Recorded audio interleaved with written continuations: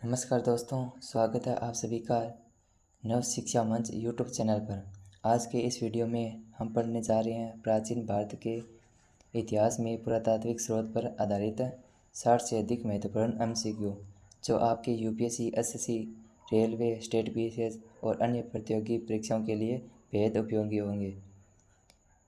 तो दोस्तों, हम ये जीएस प्रश्नोत्तरी की सीरीज शुरू कर रहे हैं। तो इसके अंदर हम सारे सब्जेक्ट के एमसीक्यू किया करेंगे। इतिहास, भूगोल, राजनीति, अर्थशास्त्र, पर्यावरण, कंप्यूटर, जितने भी सब्जेक्ट है जीएस के अंदर, वो सभी सब्जेक्ट पर के अलग अलग टॉपिक पर हम बहुत सारे एमसीक्यू क्वेश्चन करेंगे जो सभी प्रकार के कम्पिटिटिव एग्जाम में आते हैं। तो ये हम सीरीज शुरू करने जा रहे हैं जीएस प्रश्नोत्तरी की। तो इसकी ये आज पहली क्लास है। तो इसके अंदर प्राचीन भारत के इतिहास के अध्ययन के प्रमुख पुरातात्विक स्रोत पर हम एमसीक्यू कर रहे हैं। आज का पहला क्वेश्चन है, इतिहास के जनक किसे कहा जाता है? तो ए है प्लेटो, बी है अरस्तु, सी है हेरोडोट्स और डी है बाणभट्ट। तो इसका सही आंसर क्या होगा? हेरोडोट्स। नेक्स्ट है, हेरोडोट्स ने किस पुस्तक की रचना की थी? ए है इलियड, बी है हिस्टोरिका, सी है पॉलिटिक्स और डी है हर्षचरित। इसका सही आंसर होगा हिस्टोरिका। हिस्टोरिका नामक पुस्तक हेरोडोट्स ने लिखी थी। नेक्स्ट है, इतिहास को किस प्रकार की कथा माना गया है? ए है मिथकीय कथा, बी है धार्मिक कथा, सी है मानव प्रयासों की अनुक्रमिक कथा और डी है काल्पनिक कथा। तो इसका सही आंसर हमारे पास है सी, मानव प्रयासों की अनुक्रमिक कथा। इतिहास के अनिवार्य अंगों में कौन सम्मिलित नहीं है, ठीक है, ये इसको ध्यान रखना। तो ए है अतीत, बी है घटनाओं का अनुक्रमिक प्रसार, सी है भविष्यवाणी और डी है सभी युग। तो ये जो तीन हैं, ए, बी और डी, ये तो इतिहास में अवश्य आते हैं। जो सी थी है ना, भविष्यवाणी, ये इतिहास में नहीं होती, ठीक है। तो इसका सही आंसर होगा भविष्यवाणी। नेक्स्ट है, इतिहास विगत घटनाओं के बारे में चिंतन करता है। इस कथन से स्पष्ट होता है कि इतिहास भविष्यदर्शी है, भूतकालीन है या मिथकीय है या कल्पनामान है। तो मतलब इतिहास किस तरह का होता है, ये पूछा है इस क्वेश्चन में। तो इसका सही आंसर है हमारे पास है इतिहास भूतकालीन होता है। मतलब भूतकाल में जो पीछे घटनाएं घटी है इसके बारे में हमें पता चलता है। नेक्स्ट है, प्राचीन भारत के इतिहास के स्रोत कितने प्रकार के माने गए हैं? तो ये ऑप्शन है 1, 2, 3 और 4। तो इसमें सही आंसर है दो प्रकार के इतिहास को जानने के स्रोत माने गए हैं। अब नेक्स्ट क्वेश्चन है, इसमें पूछा गया प्राचीन भारत के इतिहास के स्रोत कितने भागों में बांटा गया, मतलब 2 भागों में बांटा गया। ये हमने देख लिया, वो कौन कौन सी है ये इस क्वेश्चन में पूछा है। तो ए है पुरातात्विक और साहित्यिक, बी है पुरातात्विक और भौगोलिक, सी है साहित्यिक और धार्मिक, डी है दार्शनिक और पौराणिक। तो इसका सही आंसर होगा हमारे पास है बी, सी, ए आंसर हमारे पास सही आंसर है, पुरातात्विक और साहित्यिक। प्राचीन मानव द्वारा निर्मित गंडासे किस प्रकार के स्रोत माने जाते हैं? ए है साहित्यिक स्रोत, बी है धार्मिक स्रोत, सी है पुरातात्विक स्रोत और डी है मुख्य स्रोत। तो इसका सही आंसर हमारे पास है पुरातात्विक स्रोत। जो मानव द्वारा गंडासे निर्मित हुए थे वो हम पुरातात्विक स्रोत में रखते हैं। नेक्स्ट है, राजकवि बाणभट्ट की रचना हर्षचरित किस प्रकार के स्रोत के अंतर्गत आती है? पहला है पुरातात्विक, दूसरा है साहित्यिक, तीसरा है भूगोलिक और चौथा है राजनीतिक। तो इसका सही आंसर है हमारे पास साहित्यिक स्रोत के अंदर हम राजकवि बाणभट्ट की रचना हर्षचरित को देखते हैं। दोस्तों, ये हमारा यूट्यूब चैनल है नव शिक्षा मंच, इसको सब्सक्राइब जरूर कर लेना। और ये हम जीएस प्रश्नोत्तरी की हम सीरीज शुरू की हुई है हमारी। तो इसके अंदर हम सारे सब्जेक्ट के अलग अलग टॉपिक पर हम बहुत सारे एमसीक्यू किया करेंगे। नेक्स्ट क्वेश्चन है, प्राचीन भारत के इतिहास का अध्ययन किसी से संभव नहीं है? ये नहीं है कुछ है। तो मुद्राएं, बी है इमारतों के भग्नावे अवशेष और सी है पौराणिक आख्यान मतलब कथाएं और चौथा है गणितीय समीकरण। तो इतिहास के बारे में हम जो अध्ययन करते हैं तो ये तीनों की हम सहायता लेते हैं, लेकिन गणितीय समीकरण की कोई आवश्यकता नहीं होती। तो ये किससे संभव नहीं हुआ पूछा गया, तो इसके अंदर ये सही ऑप्शन होगा डी, गणितीय समीकरण। नेक्स्ट है, सबसे प्राचीन अभिलेख कहाँ से प्राप्त हुए हैं? ए है गिरनार, बी है बोगजकोई, सी है पाटलिपुत्र और डी है उज्जैनी। इसका सही आंसर है बोगजकोई, ये हमारे मध्य एशिया में है। नेक्स्ट है, बोगजकोई से प्राप्त अभिलेखों पर किन वैदिक देवताओं के नाम अंकित है? ए है अग्नि, सोम, सरस्वती, यम, बी है इंद्र, वरुण, मित्र, नासत्य, सी है रुद्र वायु विष्णु अश्विन। डी है ब्रह्मा विष्णु महेश लक्ष्मी। तो इसका सही आंसर हमारे पास बी इंद्र वरुण मित्र नासित्य। इन देवताओं के नाम हमें बोगुसगोई से प्राप्त अभिलेख में अंकित मिला है। नेक्स्ट है बोगुसगोई अभिलेख किस वेद की तिथि ज्ञात करने में सहायक है। तो ए है सामवेद, बी है यजुर्वेद, सी है ऋग्वेद और डी है अथर्ववेद। तो बोगुसगोई से अभिलेख जो मिले हैं उसमें ऋग्वेद है ना, इसकी तिथि ज्ञात हुई है हमें हमारे पास। नेक्स्ट है सर्वप्रथम ब्राह्मणी लिपि में लिखित अशोक के अभिलेख को किसने पढ़ा। मतलब जो अशोक के अभिलेख है ब्राह्मणी लिपि में वो सबसे पहले किसने पढ़ा, ये क्वेश्चन है। तो इसका ए है अलेक्जेंडर कनिंघम, बी है वानभट्ट, सी है जेम्स प्रिसेप, डी है मैक्स मुलर। तो इसका सही आंसर हमारे पास है सी जेम्स प्रिसेप। जेम्स प्रिसेप ने ब्राह्मी लिपि के अभिलेख को किस वर्ष में पढ़ा था। ए है 1827 ईस्वी, बी है 1837 ईस्वी, सी है 1847 ईस्वी और डी है 1857 ईस्वी। तो इसका सही आंसर हमारे पास है 1837 ईस्वी। 1837 में जेम्स प्रिसेप ने ब्राह्मी लिपि के अशोक के अभिलेख को पढ़ा था। नेक्स्ट है हाथी गुफा अभिलेख किस शासक से संबंधित है। ए है अशोक, बी है खारवेल, सी है चंद्रगुप्त मौर्य और डी है रुद्रदामन। तो इसका सही आंसर होगा खारवेल। हाथी गुफा अभिलेख कहाँ स्थित है। ए है पाटलिपुत्र, बी है उदयगिरी, सी है उदयगिरी उड़ीसा और डी है गिरनार। तो इसका सही आंसर हमारे पास सी उदयगिरी उड़ीसा। हाथी गुफा अभिलेख में क्या वर्णित है। ए है सम्राट अशोक की विजय गाथा, बी है चंद्रगुप्त मौर्य का प्रशासन, सी है राजा खारवेल के शासनकाल की घटनाएं और डी है रुद्रदामन की जल प्रणाली। तो इसका सही आंसर है हमारे पास सी हाथी गुफा अभिलेख में हमारे पास राजा खारवेल के शासनकाल की घटनाओं का वर्णन मिलता है। नेक्स्ट है गिरनार जूनागढ़ अभिलेख किससे संबंधित है। किस शासक से संबंधित है ये। ए है अशोक, बी है स्कंदगुप्त, सी है रुद्रदामन और डी है समुद्रगुप्त। तो इसका सही आंसर है सी रुद्रदामन। रुद्रदामन के गिरनार अभिलेख में किसका विवरण मिलता है। ए है समुद्रगुप्त की प्रयाग परिस्थिति, बी है अशोक की धर्मनीति, सी है रुद्रदामन और सुदर्शन झील का विवरण, डी है खारवेल के धार्मिक कार्य। इसका सही आंसर हमारे पास सी रुद्रदामन और सुदर्शन झील के का विवरण मिलता है गिरनार अभिलेख में।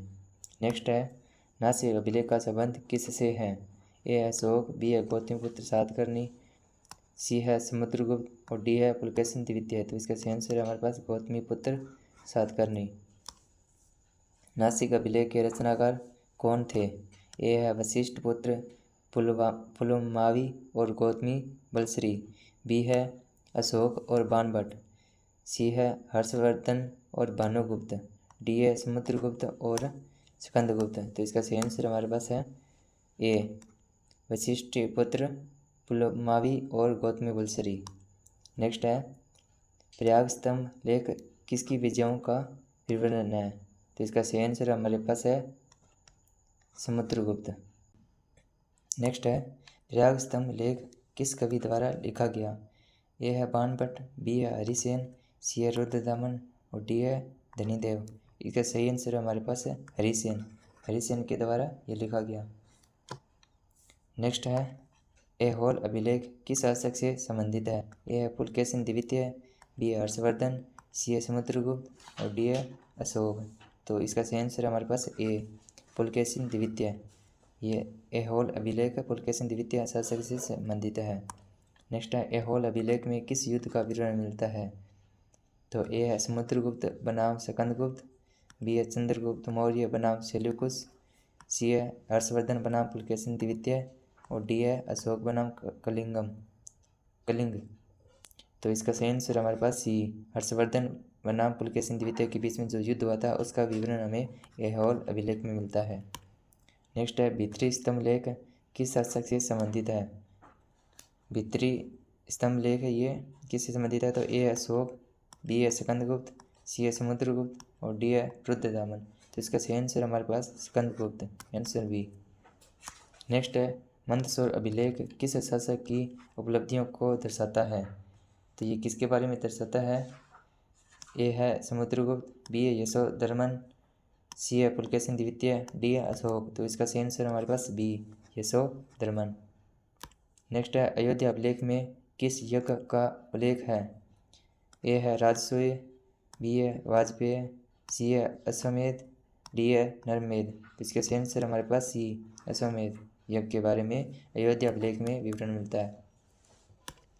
नेक्स्ट है अयोध्या अभिलेख किसके शासनकाल से संबंधित है? तो ये ए है धनदेव, बी है समुद्रगुप्त, सी है चंद्रगुप्त मौर्य और डी है स्कंदगुप्त। तो इसका सही आंसर है हमारे पास धनदेव। नेक्स्ट है मेहरौली अभिलेख किस शासक से संबंधित है? ए है अशोक, बी है चंद्रगुप्त द्वितीय, सी है समुद्रगुप्त और डी है हर्षवर्धन। तो इसका सही आंसर है हमारे पास चंद्रगुप्त द्वितीय। नेक्स्ट है मेहरौली लोहा स्तंभ अभिलेख में किसकी विजय का विवरण है? तो इसका सही आंसर है, पीछे देखा था ना ये किसके बारे में, चंद्रगुप्त द्वितीय के बारे में। तो ये अब की बार भी चंद्रगुप्त द्वितीय। ए है समुद्रगुप्त और सी है स्कंदगुप्त और डी है अशोक। तो इसमें सही आंसर हमारे पास बी है चंद्रगुप्त द्वितीय। स्मारक एवं भवनों का प्राचीन भारत में किससे गहरा संबंध माना गया है? जो स्मारक और भवन है तो प्राचीन भारत में किससे गहरा संबंध है इनका? तो ए है राजनीति से, बी है धर्मनिष्ठा और आध्यात्मिकता से, सी है व्यापार से और डी है प्रशासन से। तो इसका सही आंसर हमारे पास बी धर्मनिष्ठा एवं आध्यात्मिकता से। देवगढ़ का दशावतार मंदिर कहाँ स्थित है? ए है कानपुर, बी है ललितपुर, सी है उज्जैन और डी है तंजावुर। तो इसका सही आंसर हमारे पास ललितपुर, उत्तर प्रदेश में ललितपुर में ये मंदिर है, देवगढ़ का दशावतार मंदिर।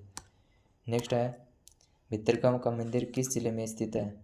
ए है ललितपुर, बी है कानपुर, सी है वाराणसी और डी है प्रयागराज। तो इसका सही आंसर है कानपुर, कानपुर में ये भितरगांव का मंदिर स्थित है। नेक्स्ट है अजंता की गुफाओं में क्या विशेष रूप से प्रसिद्ध है? ए है शिलालेख, बी है चित्रकला, सी है मूर्तिकला और डी है मंदिर निर्माण।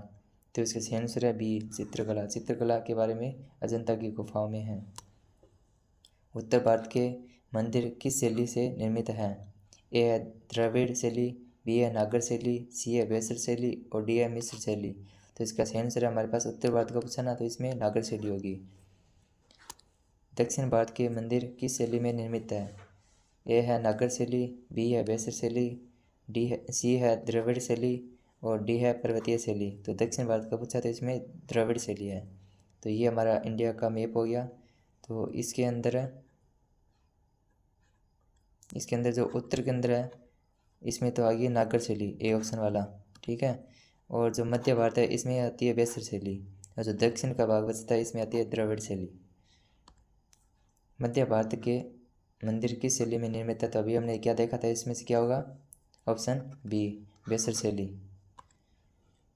खजुराहो का कंदरिया महादेव का मंदिर किस शैली का उदाहरण है? तो ये कहाँ पे है? ये हमारे उत्तर भारत में है, उत्तर भारत में है। तो इसका सही आंसर क्या होगा? ए है द्रविड़, बी है नागर, सी है वेसर और डी है अजंता। तो इसमें सही है नागर शैली, नागर शैली का ये उदाहरण है। तंजावुर का राजराजेश्वर मंदिर किस शैली का उत्कृष्ट उदाहरण है? ये तंजावुर कहाँ पे है? ये तमिलनाडु में है, ठीक है।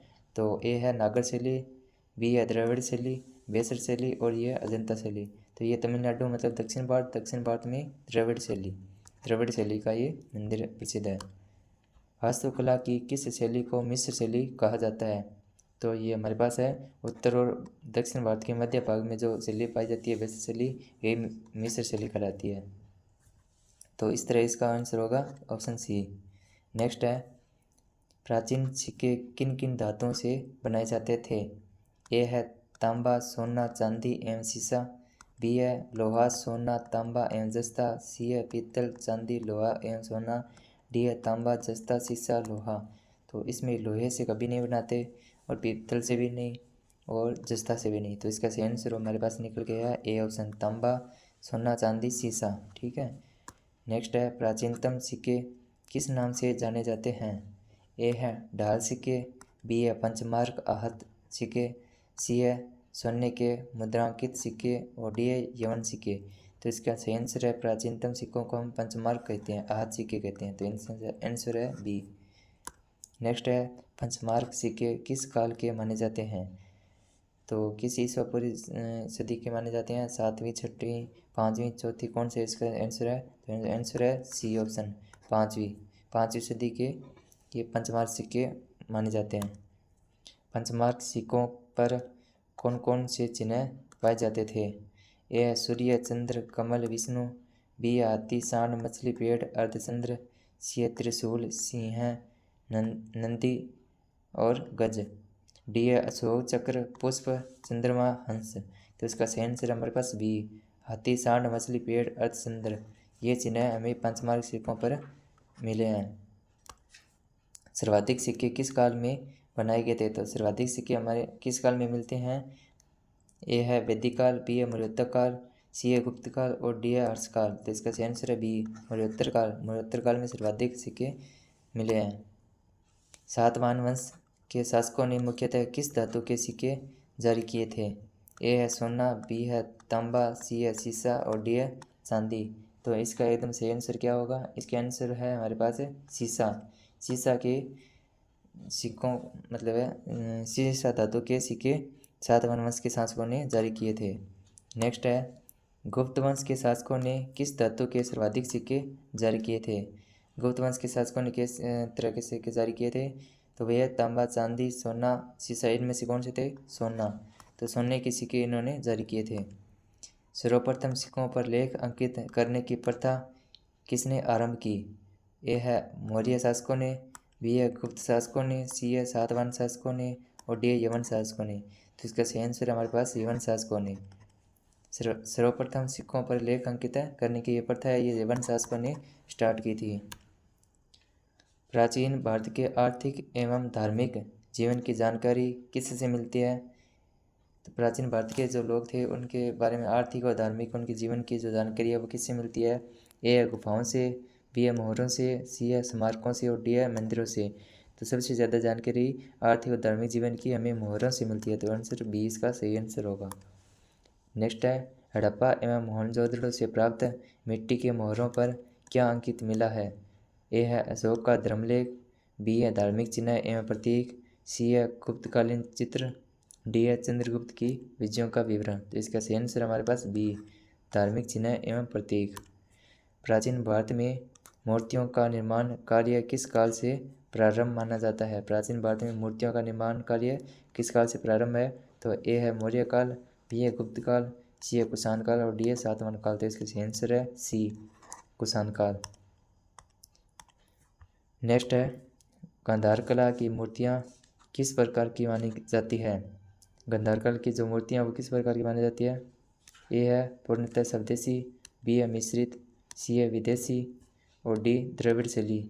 तो इसका सही आंसर है हमारे पास सी विदेशी शैली, विदेशी प्रभाव वाली कला है ये गांधार कला।